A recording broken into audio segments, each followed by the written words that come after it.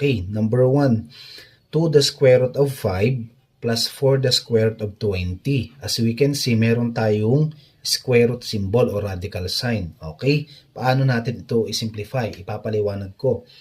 Okay, since ang ating radicand ay dalawa at sila ay magkaiba, pag sinabing magkaiba, hahanapan natin para mabalance yung ating radicand. Kailangang parehas yung radicand na matitira sa loob. Okay? Okay, kopyahin muna natin to. 2 the square root of 5 plus 4. Okay, yung ating square root of 20, tingnan natin kung siya ay factorable. I-divide natin 20 divided by 5, which is 4. Okay, ang 4 ay perfect square.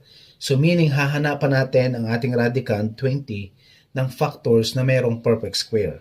At ang factors nga nito ay 4 times 5. Bawal natin gamitin yung factors ng 20 na 10 times 2. Bakit? Kasi ang 10 ay hindi siya perfect square. At ang 2, hindi rin siya perfect square. So meaning, ang best factors ay 4 times 5. Kasi ang 4 ay perfect square. Then, simplify natin. 2 the square root of 5 plus 4 times. Ita-times natin siya dun sa lalabas na root. Square root of 4, which is 2, lalabas na yon. Ang matitira na lang ay square root of 5. Then, simplify natin. 2 the square root of 5 plus 4 times 2 is 8, the square root of 5. Okay, parehas na ngayon ang kanilang radicand. Okay, pagparehas ng kanilang radicand, ang gagawin natin, i-add na lang natin yung numerical coefficient. Ipe-perform natin. Bakit add? Kasi ang operation given ay addition. 2 plus 8 is 10.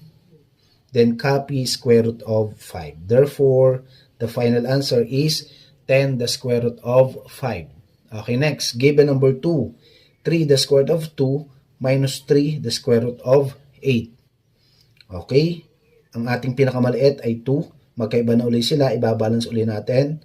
3 the square root of 2 minus 3. Okay, anong factors ng 8 na may perfect square? Okay, 4 times 2. Okay, then 3 the square root of 2 minus 3, square root of 4 is 2, lumabas na uli.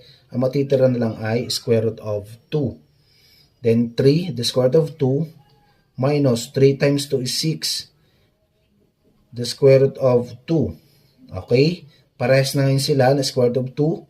3 minus 6, pe-perform natin ang operation. 3 minus 6 is negative 3.